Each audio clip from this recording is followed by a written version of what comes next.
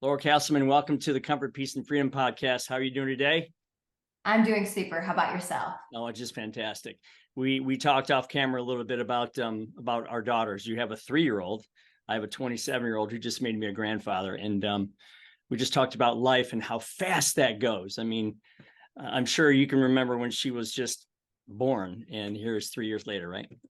It blows my mind when I look at her and I'm like, it's like a full person now. I mean, she was just this little ball of baby mess, and now she's a full Yeah. person with attitude and opinions. Oh yeah, and wait till she comes down the stairs dressed by herself for the first time, and you're like, okay, all right, she's done Yeah. that. That's I great. know she doesn't necessarily want me to carry her into school anymore. She's like, I can walk in on my own, Mom. I'm a big girl. And it hurts your heart a little bit, but you're also proud of them because that's the whole point, is to raise these independent, stable human beings. Exactly, and it's funny because my daughter now is helping to run. She's 27, and she's helping to run my wife's business, and it's really cool to see her in there making decisions and doing all these things and changing the business and making it better and making it more efficient. And I can remember when I would like to take her to school. She went to a Montessori school around the corner, which is a great experience. And I would get in there, I'd get in the line, the whole line thing. And she'd be like, Dad, can you drop me off like 100 yards away from where you used to drop me off? Because Yeah. it's not cool to be giving me the hug and all that stuff, and it just it breaks your heart much more so than they realize. But I know it. I know it. But like you said, you hopefully raise these children that then can make these great decisions and progress businesses and run their own lives. yeah, exactly right. In fact, let's talk a little bit about that. So many things we could talk about. You are an accomplished author, which I think is great. I've gone down that path. I think it's fantastic. Congratulations on your Wall Street Journal best-selling book. Thank you. It's called Trust Your Increments, and we'll talk about that in a little bit. Great ideas in there. So I have heard that you kind of grew up in a little bit of a blue-collar family. Is that right? Absolutely. Yes. My father owned a roofing and construction company that he ran with my mother's father. And I mean, I came from a small one-stop like town. Everybody helped each other out. Everybody worked. Everybody, traded if they had to trade. What do you think? Because I was the same way. So I'm even everything I've written about is all blue collar stuff, and it's only because of the imbalance. And we're going to talk about college here in a second. But what do you think you took away from having those blue collar, those hometown values, and how did that help you in your business today? I think a lot about values in general, how to treat people, that a business is built off people, and that the community that you build from a business, or the business that's built off of the community, vice versa, that is really the heart of it all. And if you can't get down to that and it's just dollars to you, then it's likely not sustainable. So you talk about taking a company from, let's just get back to that a little bit. You talked about the one light, one stop sign town. Tell us how you went from there to, I mean, I'm looking at what you've done. You took a company from 150 million, you increased it 20-fold to 3 billion. You started other ventures. You're now speaking around the world. You've written this book. I mean, talk us just through a little bit of getting from that small town to where you are when you first started seeing success in the beginning there.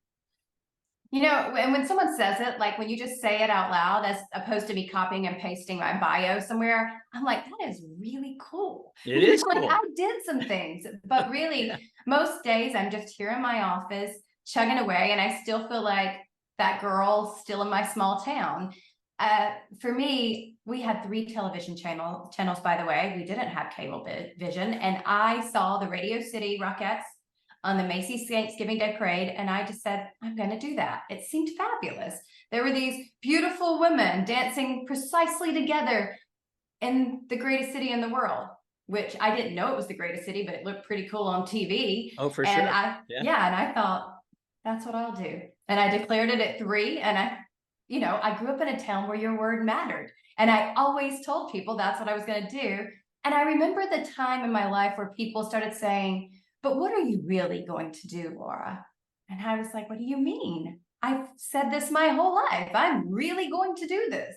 And so then I knew I had to. Like, I was like, I have to commit and do this. And so I did. I loved it. I was so blessed to be able to see my childhood dreams come to fruition. And I think that really is where I got my confidence from, because I thought, I've been chasing this for decades.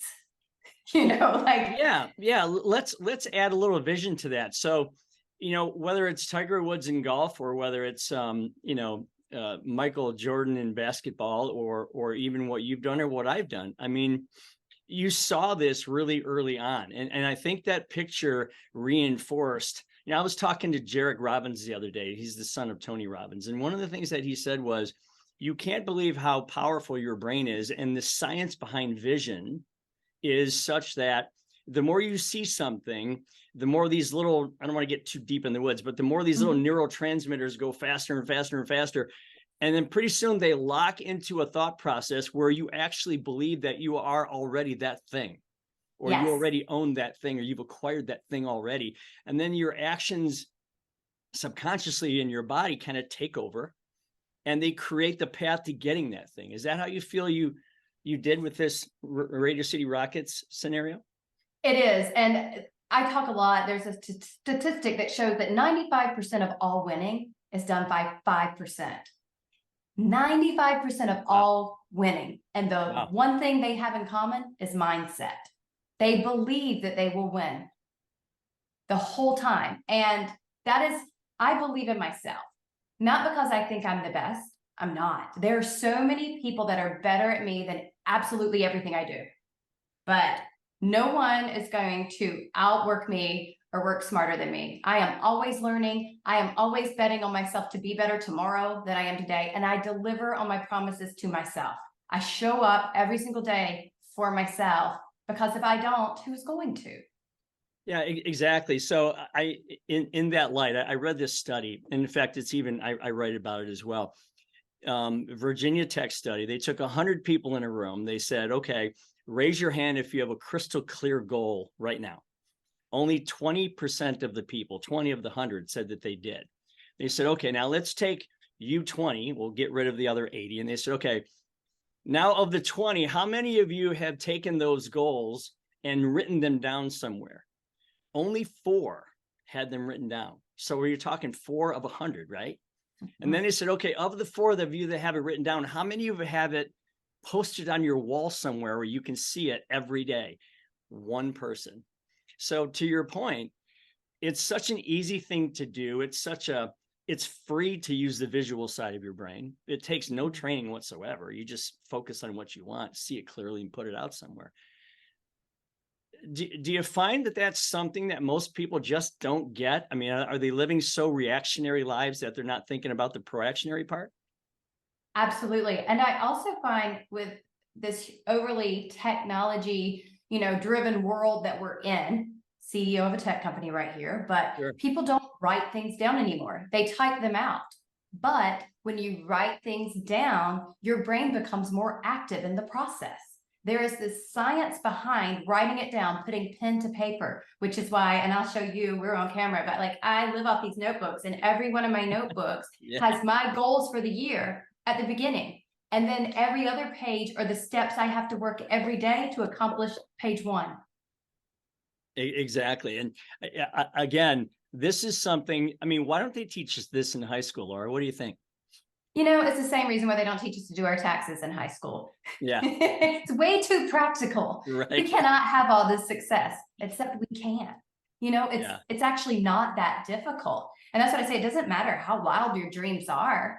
I mean, make them be wild. What's the point of having dreams if they aren't wild, if they don't seem outlandish? I remember the first time, like when I made the Rockettes, that was me accomplishing, like I said, multiple decade long dream. And that feeling that day, I can still remember exactly where I was standing when I got the phone call. I can still remember the sound of my father's voice when I called him to tell him. I get choked up thinking about it now. Yeah, I can see that.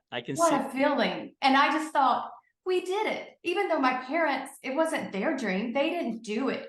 They supported me the whole way. And they told me, as long as you do the work, but the work is part of the process. And you can't just say, I want this. You got to do the work. Well, and how many times do people, and we'll talk about goals here, how many times do people not share that goal? Your parents were nothing more than someone to put their hand on your shoulder and guide you when you fell, when you tripped, when you stumbled, when you said, I'm not so sure. No, you want this, Laura, you're going to go get this. And that's why I can see the emotion coming out on you, because when you share something with someone and then you get it, it's like you've all done it, right? Yes, it is. And then, that's the whole point, right? If we don't have community, if we don't build something with us, like we could go do all these things alone in life, but what's the point? You're going to sit there the whole time and pat yourself on the back. I do that daily because, it's not anyone else's job to be my cheerleader, but my own. But also, don't you want to celebrate with your family and your friends and say, look at this, we did it. Well, part of celebrating, and I have to tell you, I did see the Rockettes, and they did a 3D thing one year for Christmas, and it was so wild because we all had these glasses on, and they were doing their thing, and things were coming at us, and it was part of a celebration for something we had done at work, which is really, really cool. Yeah. And yeah, so I've said this a million times, and I think this speaks to leadership, because I started with a company with 6 people and I built it to 200, and we're still growing. And wow, one of the things that I've always said is I can't get what I want for myself, nor can my company get what it wants or needs, until all of you get what you want first. And I truly believe that it's a linear input versus output thing. And I believe that being selfish, and we'll talk about entrepreneurship, is kind of a good thing as long as it's not at the detriment of others. I mean, working for yourself first and your company second. What do you think about that? I've always believed in teamwork. I don't ever say I'm the boss of JV Zoo. I think that's silly. I'm on the team at JV Zoo. I happen to call the plays, right? But we work as a team. I could never do it by myself. This company is around the world 24/7. I'm one person and I have to sleep. And not only that, but there are just things I'm not very good at doing. So I have to hire people that are excellent at doing those things. And one doesn't work without the other. One of my first jobs in New York City, I was a manager at a gym. I managed the personal trainers, and they offered bonuses to fitness managers that hit their goals. And I hit my goal every single month because I took my bonus and I went to my team the first time they offered it. And I said, hey, guess what, guys? If I hit this goal, I make this many thousand extra dollars this month. What do you guys get? And you're like, nothing. I said, no, you do, because we're going to split this. Not anymore. So every time I hit my bonus, we hit our bonus. This is what we do with the money, right? We split it all up, and I never missed. I never, ever missed until they took it away because they said, it's not fair. This fitness manager always wins. And I was like, no, my team always wins. Because no other manager did that. That's a great transition to where I want to go next. So I want to talk about women and starting their own companies. And the reason I feel so strongly about this is, first off, I think women, first, I don't know if you know this, but women are great welders. Let's just go blue collar real quick. They're some of the most patient, most detailed people, and they can start their own companies and do great things. I've encountered a lot of people who've started their own skilled trades businesses that were women that they're doing just amazing things. Sometimes I think that if we had more women in charge, there'd be a lot less wars, and if there was one, it'd be over in 15 minutes. You know what I mean? Yes. So when you talk about women in the business world, one of the things that you say is know your strengths. So for someone who just wants to start out, maybe they're a little fearful or whatever, they're just starting out wanting to open their own business. What do you mean by know your strengths? Well, I think it's really important to know the things that we are good at doing.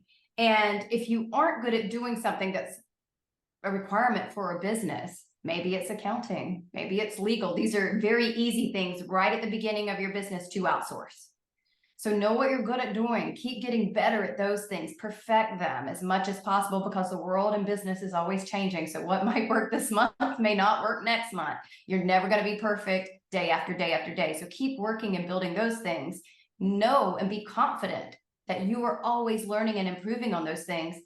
But then outsource. Hire the people you need to round out your business. And so many times people say, but I'm just getting started. I don't have the money. You can outsource so inexpensively these days. Right. It's actually mind blowing how inexpensively we can outsource quality work.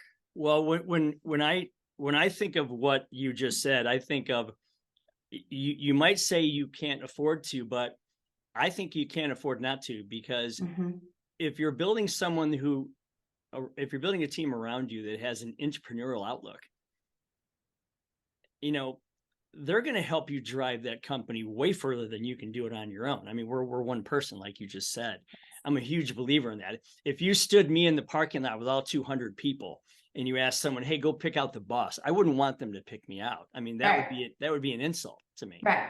So the fact that you can create a group of people around you who will say, wait a minute, Laura.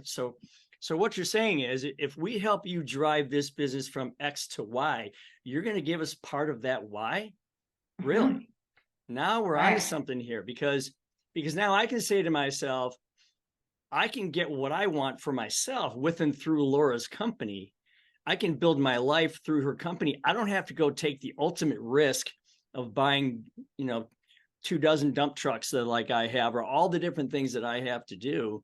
Yeah. And I can still win, right? That's right. And that's the thing too, is like understanding not everyone wants to run a business, right? There are plenty of people out there that do not want to run a business. But if you do have the entrepreneurial spirit, there's no reason why you shouldn't. So you just need a team. Great point. And it's almost like you read my next question, because people will say to me, oh, you're lucky. I've been on a bunch of podcasts. I've been on a bunch of media things. Oh, you're lucky. You're one of those entrepreneur guys. Well, okay, here's a crayon and a piece of paper. Draw entrepreneur for me. Okay. You can't, because it's just a term. Entrepreneur at what? Okay, well, maybe I can get closer there. Okay. Yeah. How does you got some gal that wants to start her own company, and she believes that she's good at something, or she has something that she wants to focus on. How does she know she's entrepreneurial? Oh, that's a great question. Isn't it? I think do you want to take responsibility, not just for yourself, but for the business and others? Because if you don't want that weight on your shoulders, and especially if you want a turn off time, entrepreneurs don't generally have a turn off time, and businesses don't either. Because even if you have a business that's a brick and mortar where the door closes, you're still thinking all the time, and there's still customers that may or may not have an issue, and you need to be finding the problems before the customers do, so it doesn't become the customer's issue. It's just all the time. You're washing your hair in the shower, you're still thinking about it all the time. So more than likely, if you've got that spirit, you already kind of know deep in your soul, I can't turn it off. I want to run this business. I think I've got what it takes. So one of the things that I would add to that is, I believe that an entrepreneurial person is made up of several characteristics, and they're things like, persistence and resilience and faith and courage and humility and generosity and simplicity and vision and those types of things. But I also think every one of us has that inside of us once we know what we want to get out of the experience. So if I'm good, the first question I ask somebody is, well, why do you want to be an entrepreneur? Well, like, what's in it for you to do that? What's your win look like? Well, I'd like to build my life to look like this. Aha, now we're on to something. So specifically, you'd like to experience these types of things. I know in particular, your case, you like to travel, right? I do. I love it. Love it. I love it as well. So what are your wins? And once you get that really clearly, I think a lot of those characteristics just kind of like come awake inside of people. But without those things, it kind of stays in hope and dream and wishland, right? It definitely does. And I think too, that there are people too, that they have the get up and do. Like, I'm not going to sit back and think about it. I'm going to get up and do. I'm one of those people, just like in my home life, I'm never really just sitting around. My dad says to me all the time, why don't you just sit down? Like, don't you want to sit down? And I'm like, no, there's things to do. So not every entrepreneur is like that, but I think you're generally working it out, thinking about it and planning things. And are you an action taker? And if you aren't, but you want to be, the way to become an action taker is take the first step. It's the same way we build confidence. We take the action towards what we want to accomplish. And the more we repeat it, confidence muscle is, it's a muscle. You got to build it up. And that way you start believing in yourself because, hey, I've started doing these things and, oh, I did do them. It doesn't matter if you don't do them perfectly. You just keep doing them over and over again until you get them right. So you talk about, I've seen this on some of your stories that you don't always have to be an overly educated person to be an entrepreneur. In fact, so many people think entrepreneurship is, because of college educations, right? Or the result of. I can tell you that's not in my case. I didn't spend a month in college, okay? And but I knew what I wanted, and I think that was the driving force. I think that was the thing for me. So talk about why you think college is a waste of money for some people, because I'm in the same exact boat you are. I think if you have a specific thing, you want to be a surgeon or a lawyer, or you want to be a engineer, architect, or something like teacher, whatever. Talk about why you think college for some people is a waste of money. Because you can find ways to educate yourself anywhere. And this, time in our lives, it's on our smartphones. It's just asking the person down the street who already knows how to do it. It's communication, finding out the information. You don't need to sit in a classroom anymore. It's my age group. We're the generation who did what we were supposed to, right? We went to college, we got the degrees, and most people had more debt than they could pay off, and they didn't get the jobs that gave them the money to pay off their debt. So that's proof that it doesn't always work. I'm glad that you said there are certain careers that definitely need it, because there were people very angry with me on TikTok that was like, yeah, I want to be a doctor, telling me I don't have to go to college. No, I'm not saying that. Come on, let's have some common sense, people. Right. If you've got to pass the bar, you might want to go to law school before you take the bar. Sure. But to run your own business, and there's so many types of businesses in the world, and you can gain knowledge any and everywhere. And I think one of the best ways of gaining knowledge is to ask thoughtful questions. Yeah, for sure. I got the same pushback. I've been on a whole bunch of podcasts, and as I know you have, and one of the things that I said, look at, if you're going to be a surgeon, okay, and you're going to come at me with a knife and work on my shoulder so I can get back on the golf course, I want you to know everything there is to know about that knife before you come after me with it. I totally get that. And college is perfect for that. I mean, you got to learn, got to go to med school, you got to do all those things. But to your point, there are some people out there, but there's the experience, and you can gain interpersonal relationships, and okay, fine. There's a lot cheaper way to do all that stuff if that's all the real reason you're going. I mean, if you're going there to be good at beer pong, well then have at it. But that's a very expensive lesson to take. I agree. You in your book, and we're going to get to this now, it's called Trust Your Increments. What is an increment, by the way? A small step. Incremental steps forward that progress upon one another to build up to something. So why are we trusting them? I love the definition, but why are we trusting them? Because you need to trust, and I firmly believe this, you need to trust that your small actions that you do towards your defined goal, hopefully written at the front of your notebook or somewhere that you see it daily, that those small actions you take are going to compound upon one another to get you to that big goal. And don't you believe, and I know you do, because this is something I live by every day. Don't you believe that beginning with the end in mind, what that picture is, whether it's 30 steps or 50 steps or 3 years worth of steps, which is 156 steps.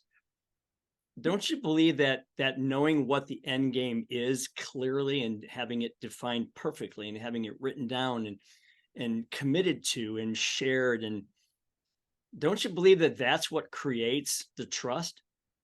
Absolutely. It doesn't matter how many times you have to take a detour from your original plan. You still know where you're going and the final destination.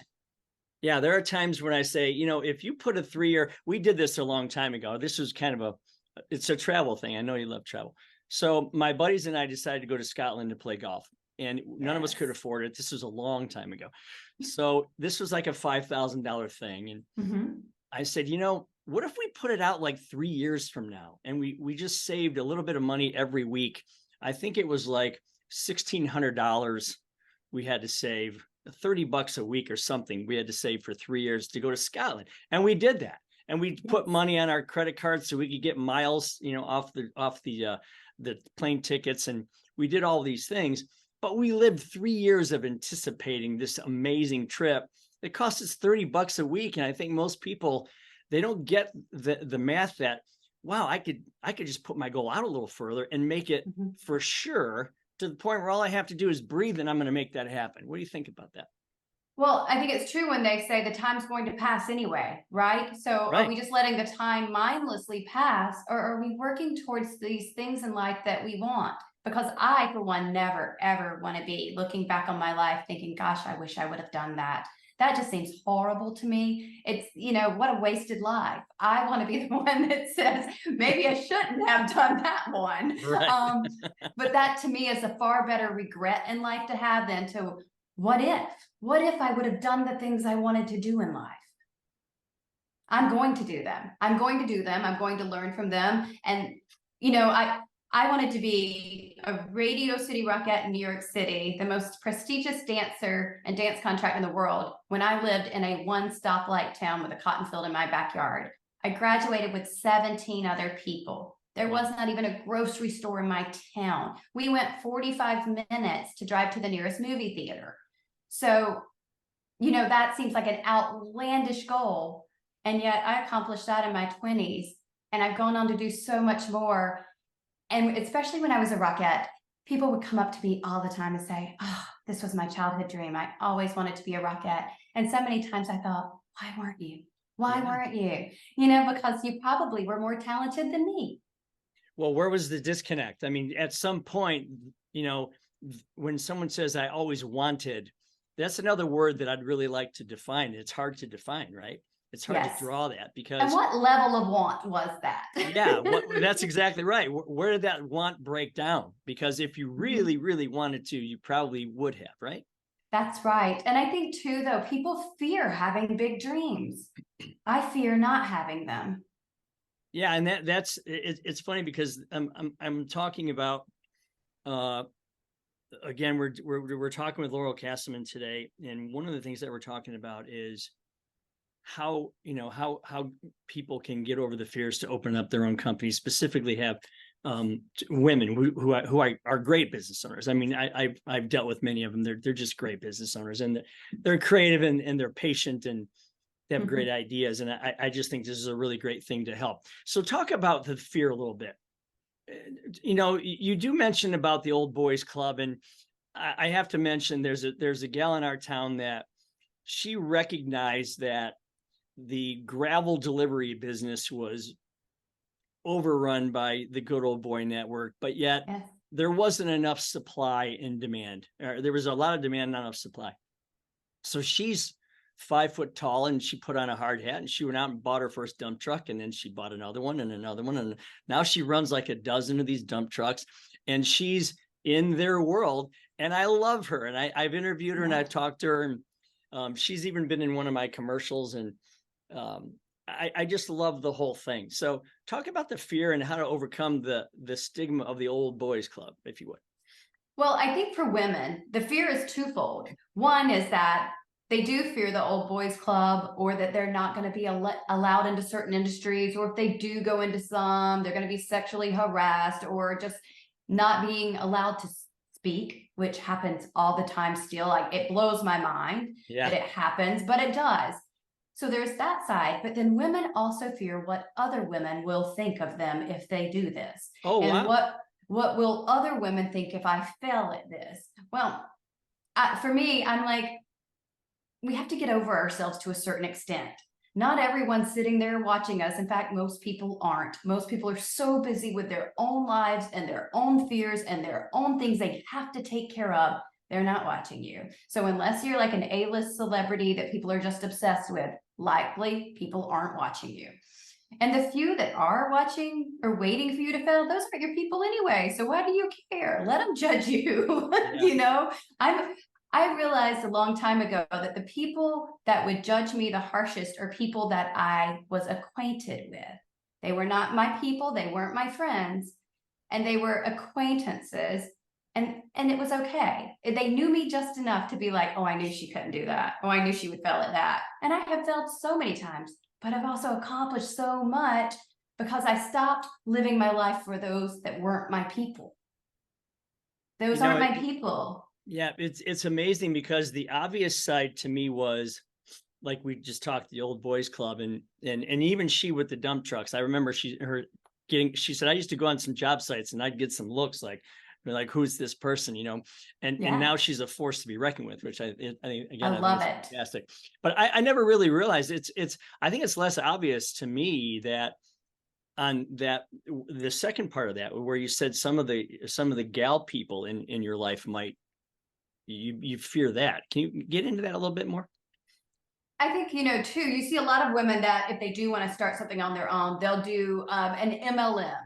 That's an easy thing, an easier thing for women to get into. So let's just say one I can think of right now is Rodan and Fields. So say they'll go and sell Rodan and Fields, and suddenly if you're Facebook friends or Instagram friends with them, you'll start getting all these messages. So if you're high school friends, especially if you're in your 30s or your 40s, and your high school friends that you still keep in touch with start texting, oh, did you guys get this message? Don't join in on that. Don't do that, ladies. Like, that person's out there trying to make an honest dollar, and there is respect in anyone trying to make an honest dollar.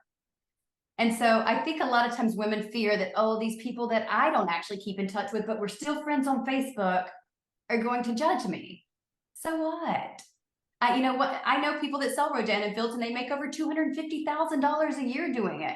That is nothing to bat an eye at. That is, you go, girl. Yeah, exactly.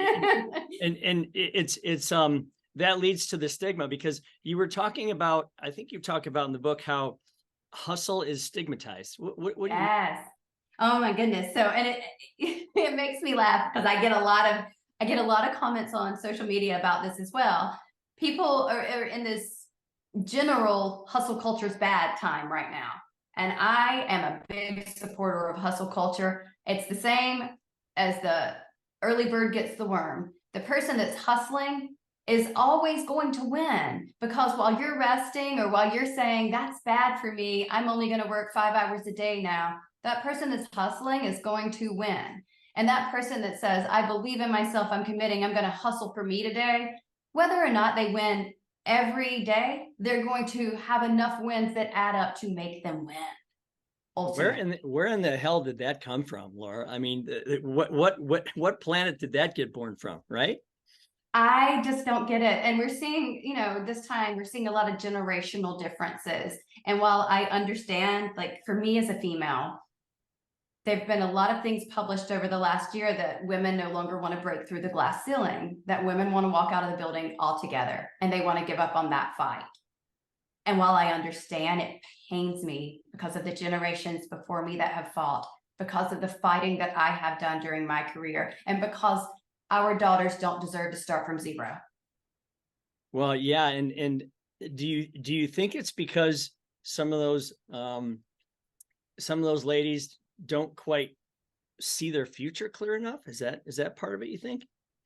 I think that social media has so many bonuses, but it can also be such a bad thing. Yeah, absolutely. And I think that people look at these devices and they are like, oh my gosh, look at this person living their best life. And if I can't have that, it's not fair. I wish we could remove that. It's not fair. Life isn't fair or unfair. It's indifferent to all of us. And it's what we do with what we've got. And every single person on this planet has the choice consistently throughout life. Do I pick myself up today or not? I said this just yesterday, and this is a thought that popped into my head. You mentioned how when you look on social media, all you're seeing is someone's best moment, right? Mm-hmm. I mean, you're not seeing the rest of their life. You're seeing their best possible moment, and you're trying to compare yourself to that. I almost think that the AI thing, and you have a really great version of this on your Instagram, where you talk about the different ways that it's manipulated you, and Mm-hmm. it's really funny. Thank you. But I almost think AI, if there's one good thing about AI, it might convince people that half of what you see on the internet now or on social media is fake. Yes. Right. So maybe they shouldn't put so much stock in what everybody else has, because half of it might not even be real, right? Exactly. And so many of the people that are out there and selling coaching and claiming these large numbers have nothing to back it. And they haven't made those large numbers. And people are just like, well, that person has 100,000 followers, but those followers aren't buying. And that's one of the things people need to realize is that, like, we can all say lots of beautiful things, but that doesn't make them true. It's just like, just because it's on the internet doesn't make it factual.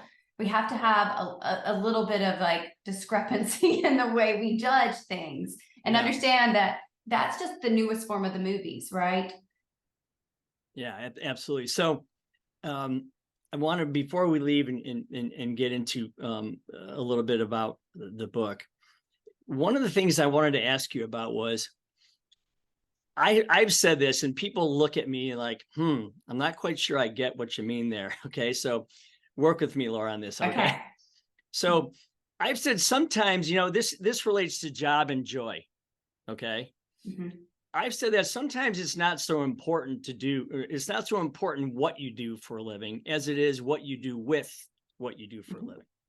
Yes. Meaning, nobody ever rolled up into my driveway and saw what I've accomplished. I mean, I'm a ditch digger. That's what I've been my whole career. I have a company full of people that go around and clean up old, wet, smelly basements. Okay. Mm-hmm. It's not the most glamorous thing, but it really does the job from a financial standpoint, right?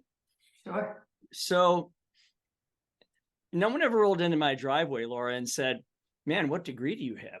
I mean, looking around, seeing what I've accomplished, and said, I mean, they might ask me, well, how did you grind this life out? I'm happy to tell them that part of it, right? Mm-hmm. So when you hear what I've said, maybe it's not so important exactly what you do for a living, but more important what you do with what you do for a living. How do you react to that? Well, I agree. And I think it's very similar to me saying you don't have to love what you do as long as what you do affords you to do what you love. It's so similar. I think people put way too much weight in this, like, if you do what you love, you'll never work a day in your life. Oh my gosh. Yes, you will. Yes, you will. You will work, and you can love something. Like, I loved the Radio City Rockettes, and I worked so hard. I took ice baths every single day just so I could walk the next day. So I think that there's this idea that there is a life that we can create that is pain-free and pays us all this money. And then there's just going to be all these flashy lights and accolades, and it's going to be paradise. Right. And that's not true. And if it did exist, we wouldn't know we were in paradise because we wouldn't have anything to compare it to. Well, and that's the best, that's the best part about it right there. I mean, if you grow up under a rainbow every single day, then when the rainbow comes out, it's not special anymore, right? Absolutely. And that's why when I talked about, I remember the day I got that phone call, and it was Radio City calling, telling me I had made the Rockettes. I knew how hard I had worked. I knew all the steps I had taken to get there. I knew all the failures that had led to there. I knew the people that watched me cry when, that was my parents, when no one else knew that I had walked out of an audition. I actually write about the one time I walked out of an audition, but no one else knew it. I didn't share that with people. Right. They knew my darkest moments, and we got to the goal. And that's the thing. If I was given the goal straight out the gate, it would have never have felt as glorious as it did. Yeah, I'm absolutely convinced of that. And that's why I say, sometimes should we not let the law of supply and demand kind of work, because it's a beautiful thing unless you manipulate it in some way. And that's why a lot of times when people ask about opening a business, I'll say to them, well, why don't you look around your community and see what everybody else isn't willing to do? Okay. Let's find out what everybody else is not doing, because if there's a demand for that and no one's willing to do it, there's your golden goose right there. Okay. Get in there, be really good at it. You can take any company, any product. I mean, we're up to our knees in, sludge and broken concrete and jackhammers and tar, but we take the culture here and we make it fun, and we rock and roll, and we food, and we accolade, and we vacation, and we we do all these amazing things, silly things, but we turn that into a really fun place to work. And I just want people to understand, if you want to open your own business and you want to open a business where it's not what everybody else is doing because it isn't the most beautiful, sexy thing out there. You can create a really awesome culture around doing that and make a fortune at the same time, right? Absolutely. And in fact, I run technology companies, but the businesses I'm looking at investing in now or either acquiring on my own are not glamorous. They're not glitzy. They are dirty because there's not enough people doing those jobs now, and there's money to be made in them, and there's people to employ, and people need those jobs. I talked to a guy yesterday who said, I teach a bunch of car mechanics in New York City. I said, okay. And he said, because car mechanics in New York City at 30 years of age make 150 grand a year. Nice. There's a lot of people coming out of college with 4-year degrees and 200,000 in debt that won't make 70. And That's so, right. yeah, you really have to look around you and say, okay, what needs to be done around here? And can I get good at doing it? So, love the book. What I love most about your book is when I read it, I hear your voice. And people have said that about me because I have no training. I have no college. I've got nothing. I just started scribbling notes on a sheet of paper and got really lucky. But I hear your voice when I read it. And I think that's really cool because you speak in Laura terms, right? Yes, that's true. I wanted to write it as if I was talking to a friend. And in fact, I talked to my 2 best friends I said, these are the chapters I'm going to write. What do you think? And then they told me the chapters they felt I was missing. So we added them in. And then when they read it, they said the same thing. I can hear you talking to me. Yeah, that's a huge compliment. I really enjoy it. And when did you decide to be an author? Was that something you woke up and said, I'm doing this, or did it just kind of happen? I knew I was going to write it. I didn't know if I was ever going to do anything with it. In fact, I wrote it before I was even pregnant with my daughter, and she's going to turn 3 next month. And it came out this last March. So the book's been written for a while. And there were a few things changed in the book once she was there, because I talk about, I'm not even thinking about having children. And then the book is published when I have a child. Right. I needed to get it out. I didn't know if I was going to do anything with it. And did it take you a very long time to write? It did not. I did it, of course, when I was running companies and traveling all over the world, and I would write a chapter at a time, but it was pretty easy to flow through because I had been thinking about it for so long.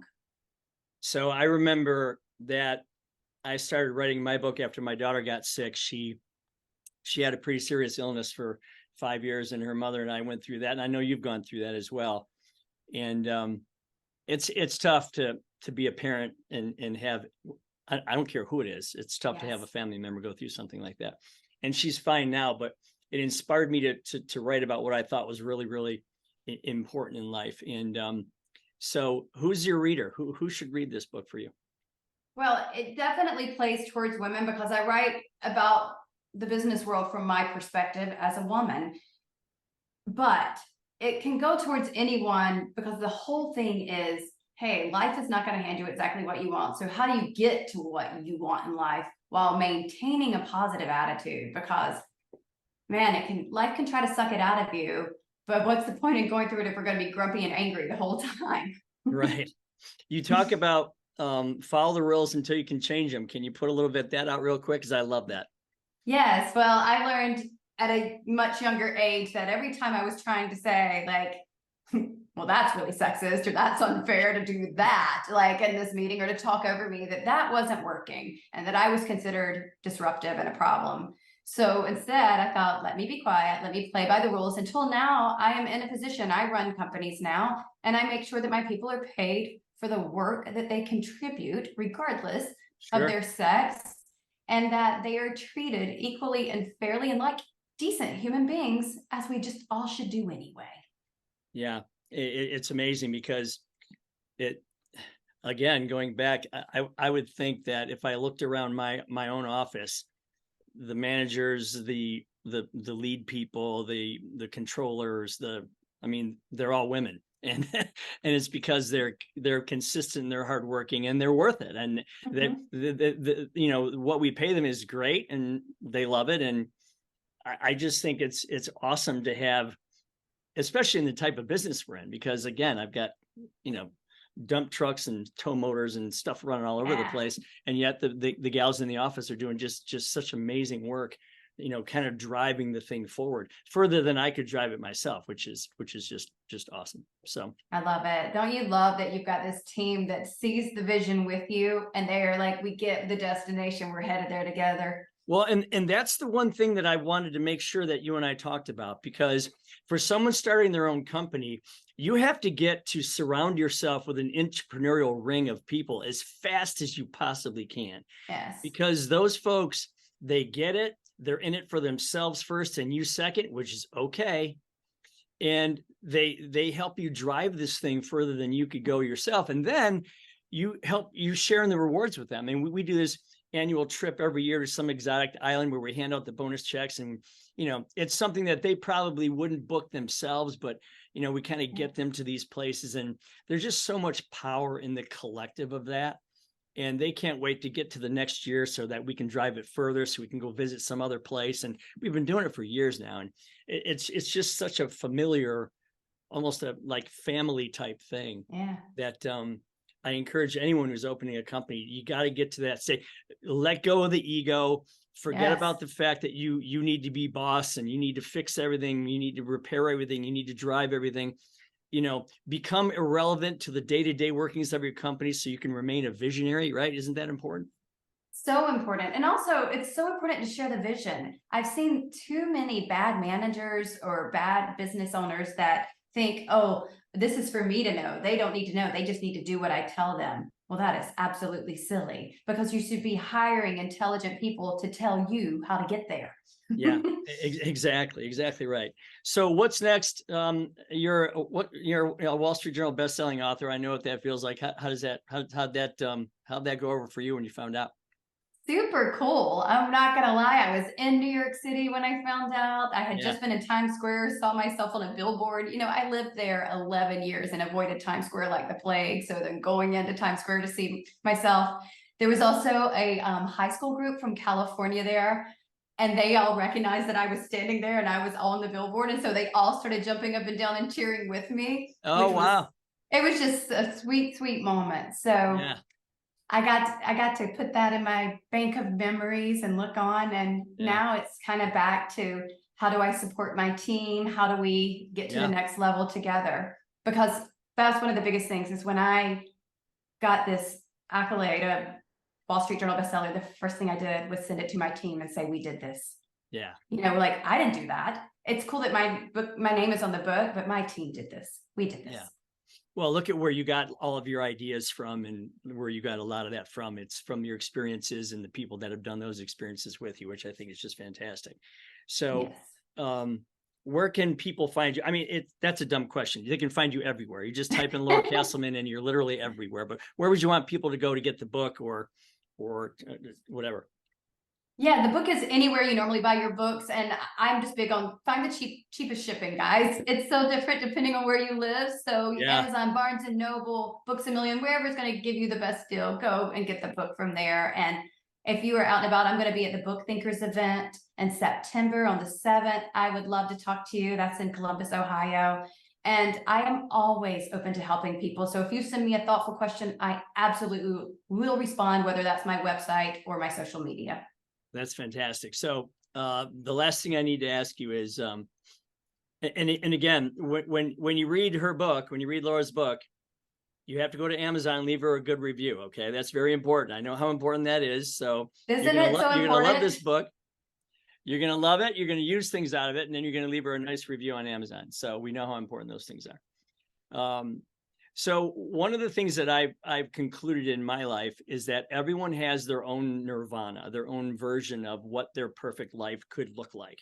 And I ask them to draw that up and to put it up on the wall and to go after it one small piece at a time. And as you said, every increment is important.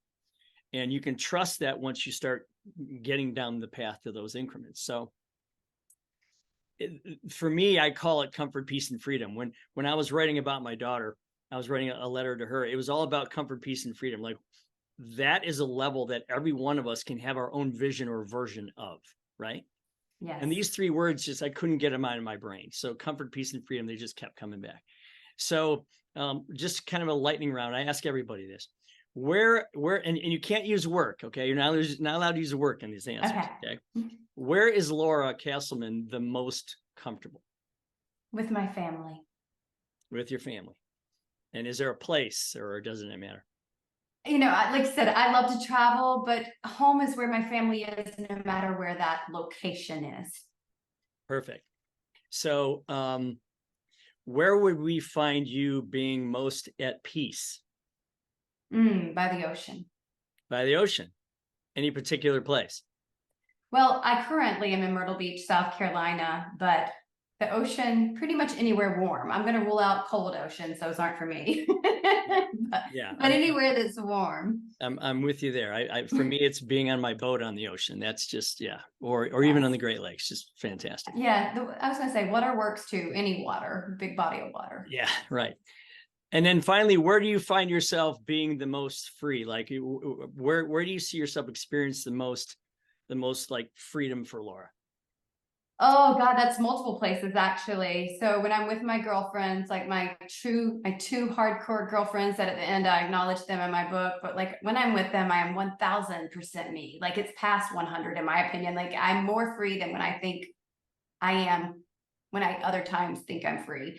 Or just when I'm dancing with my daughter, like when we put on music and we just dance and just, I think that I can create any great situation in any moment if I just tell myself, how wonderful is this? That's fantastic. Well, I got to tell you, everybody out there, go get this book called Trust Your Increments. It's by Laura Casselman. And if you want to think about your future, whether you're working within an organization or you want to work for your own organization, build your own thing, a lot of great ideas in here. A lot of great things that you can actually, they're practical. You can put them to use today to make your work life better. And I just want to thank you for being on the show today on the Comfort, Peace, and Freedom podcast. And it's been a blast talking with you. We have a lot of similar things in common, the way we think. And again, I wish you well, and thanks for being here. I appreciate it. Thank you for having me.